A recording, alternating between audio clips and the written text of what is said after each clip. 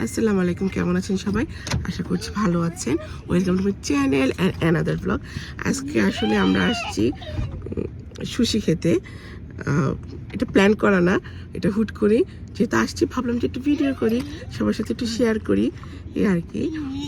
আর আমার গলার অবস্থা তো খুবই বাজে, দেখতে পাচ্ছেন। মানে আমি এখনও সুস্থ হইনি।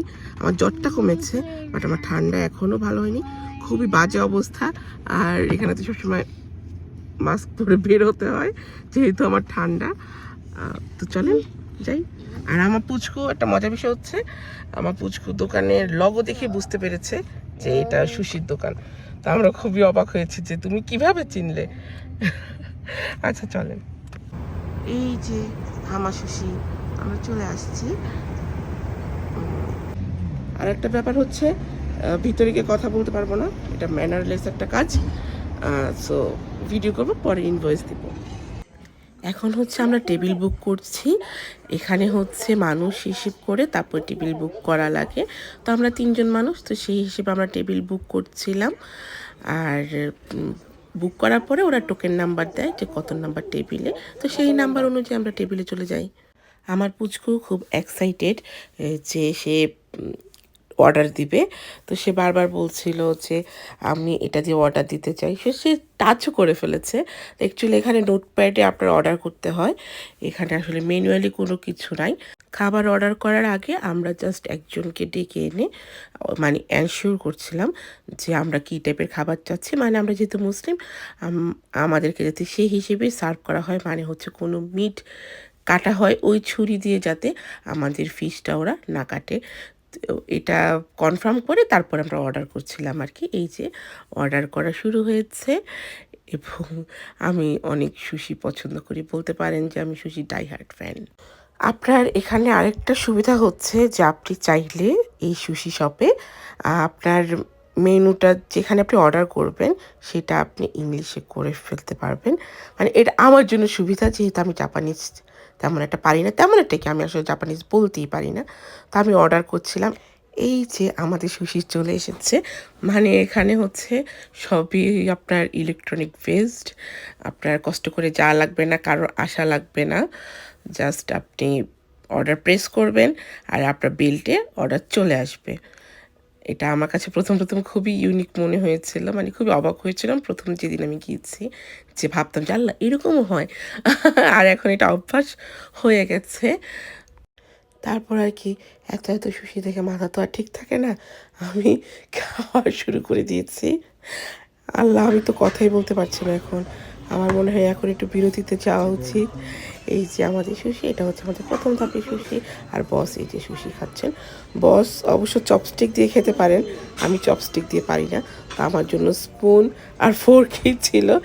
এই যে এগুলো আমার অনেক পছন্দের। এটা টোনা, পিছনেরটাও টোনা লেন। এই সুশিটা আমার খুবই পছন্দের, এটাও টোনার। আর আরেকটা আছে, ওটা হচ্ছে স্যালমনের, এটা আমার খুব খুব খুবই পছন্দের। এটা হচ্ছে আমাদের খাওয়ার শেষে ডিশগুলা, আমি এগুলা দিয়ে একটা টাওয়ার বানালাম, যে দেখলাম যে আমরা কতগুলা খেয়েছি। তারপর হচ্ছে আমি গিয়েছি একটু, আমার পুচকুর প্রোগ্রাম আছে, স্পোর্টস ডে আছে, তার জন্য একটা সাদা টি শার্ট লাগবে। সেই সাদা টি শার্ট কিনতে, আসলে বাচ্চাদের একটা জিনিস কিনতে গেলে তো আর একটা জিনিস কেনা হয় না, তো সাথে আমি অন্যান্য জিনিসও দেখছিলাম। পুচকু আর পুচকুর বাবা গাড়িতে ছিল, কারণ এই সময়টাতে যদি পুচকু আর পুচকুর বাবা আসে তাহলে আমি আর কিছু কিনতে পারবো না। সেই জন্য বলেছিলাম যে তোমরা গাড়িতেই থাকো, আমি চাই আমি কিছু কিনে নিয়ে আসি।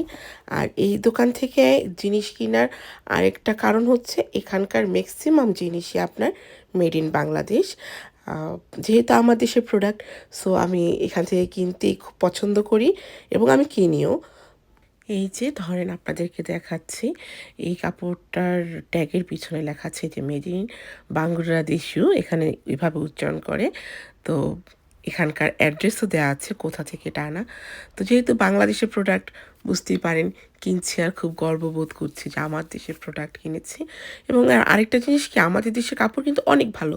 আমরা যে কেন পাকিস্তানি ড্রেস আর অন্যান্য ড্রেস কিনি, ইন্ডিয়ান ড্রেস কিনে, আমি ঠিক জানি না, আমি বুঝিও না।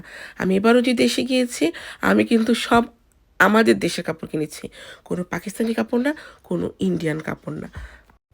যাই হোক, আমি এই কয়টা কাপড় নিয়েছি আমার পুচকুর জন্য। আরও দেখছিলাম যে আর কিছু নেওয়া যায় কি না। আর মনে মনে ভাবছিলামও যে জোবায়েদ হয়তো বা রাগ করছে, তো বের হয়ে যাওয়া উচিত। তারপর সেখান থেকে আমরা আবার গেলাম কস্টকো। কস্টকো মানে হচ্ছে এখানে জাপানিজরা বলে থাকে এটাকে কস্টকো। এটার তো বেসিক্যালি হচ্ছে কস্টকো, এটা একটা আমেরিকান হোলসেল শপ। আর এখানে মোটামুটি সব কিছুই ভালো কম দামে পাওয়া যায়। আর এখান থেকে আমি আসলে বোনলেস চিকেন কিনি। আমার মাসিক বাজারটা যে সেটা আমি এখান থেকে করি। এই মাসে আসলে আমার অসুস্থতার কারণে বলেন আর যে কোনো কারণে বলেন এখানে আমার আসা হয়নি। তো আমার চিকেন শেষ হয়ে গিয়েছিলো, চিকেন কিনতে এসেছিলাম। তো আসার পরে এই যে দেখেন স্বাধীন নাগরিক ছোটাছুটি দৌড়াদৌড়ি শুরু করে দিল। গাড়ির সিট থেকে নেমেই মনে করেন যে জীবনে আর শান্তি নাই। দৌড় কি দৌড়! বাবারে বাবা, এবার বাংলাদেশ থেকে এসে এ একটা জিনিস এত ভালো শিখে এসেছে যে শপিং মলে গেলে ছোটাছুটি করতে হবে। মানে ওর পিছনে দৌড়াতে দৌড়াতেই আমাদের জীবনটা শেষ হয়ে যায়। দেখেন না কি ঢঙ্গু ঢঙ্গু করে হাঁটছে। মানে আমরা দূরে, এতেই সে হ্যাপি যে তার ত্রিসীমানায় আমরা নাই। তারপর ঢুকে একটু সামনে যাওয়ার পরে একজোড়া স্যান্ডেল আমার চোখে পড়েছে। যে স্যান্ডেলগুলো কিনা আমরা বাংলাদেশে সাধারণত ভ্যান থেকে কিনে থাকি 50 টাকা করে। এই স্যান্ডেলগুলো এখানে উপরে লেখা ছিল 1800 টাকা। এটা দেখার পরে আমার মাথা দুইটা চক্কর দিল। চক্কর দেওয়ার পরে আমি সামনের দিকে আগালাম, ভাই এটা নেওয়া যাচ্ছিল না। তারপর সামনে গিয়ে একটা জুতা দেখলাম, স্লিপার আর কি, যেটা দেখে আমার অনেক ভালো লেগেছিলো। তো আমি আমার জোবাইদকে বলছিলাম যে জোবাইদ দেখো জুতাটা সুন্দর, তোমাকে ভালো লাগবে। ভালো লাগবে বলতে আমার অনেক পছন্দ হয়েছে, মোট কথা এটা আমি নিব। তো ও দেখছিল, দেখে তারপরে এই জুতাটা আমরা নিয়েছি। তারপরে হচ্ছে আমার ঐতিহাসিক লেবু লেবু। আর ওর তো ওর দুষ্টামির মধ্যেই আছে, মানে কোনোভাবেই তাকে কাবু করা যাচ্ছিল না। হয় আমি কিছু কিনলে জুবাইদ তাকে সামলাচ্ছিল আমার পুচকুকে, আর আর জুবাইদ কিছু কিনলে আমি তাকে সামলাচ্ছিলাম। ভাই রে ভাই, পুরা নাকানি চুবানি দিয়ে তারপরে সে সেই দিন আমাদেরকে এনেছে। তারপর একটা পর্যায়ে তার বাবা তাকে এখানে বন্দি করেছে। অ্যাকচুয়ালি আমরা এখানে দাঁড়িয়ে মাংস নিয়ে গবেষণা করছিলাম, গরুর মাংস, যে এটা অস্ট্রেলিয়া থেকে এসেছে, এটা হালাল না হারাম সেটা চেক করার জন্য। চেক করার পরে দেখলাম যে এটা হালাল। তো ভাবলাম যে একটু নিয়ে খেয়ে দেখি। তো অনেক তো প্রশংসা শুনি অস্ট্রেলিয়ার গরুর ব্যাপারে, অস্ট্রেলিয়ান মিটের ব্যাপারে। তো এই জন্য আমরা একটু টেস্ট করার জন্য কিনেছি এটা। আর এরপরে কি পসার থাকবেন না ওইখানে, এখান থেকে উনি নেমে গেলেন। নেমে গিয়ে উনি কার্ড নিজেই এবার সামলাবে, মানে আমাদের কাউকে ধরতেই দিচ্ছিল না, মানে ধরা যাবে না। তো আমার পুচকুর জন্য পানি, তারপর হচ্ছে আমাদের চাল শেষ হয়ে গিয়েছিল, আমরা চাল নিয়েছি। তারপরে হচ্ছে ঐতিহাসিক মুরগি, আমরা এখান থেকে যে বোনলেস চিকেনটা এখান থেকে কিনি, তো বোনলেস চিকেন নিয়েছি। মানে দেখবেন বাসায় থাকলে কোনো কিছুর প্রয়োজন হয় না, কিন্তু যখন আপনি একটা শপে যাবেন তখন আপনার কোনো মানে জিনিস কিছু না কিছু পছন্দ হবেই, আপনি নিবেনই।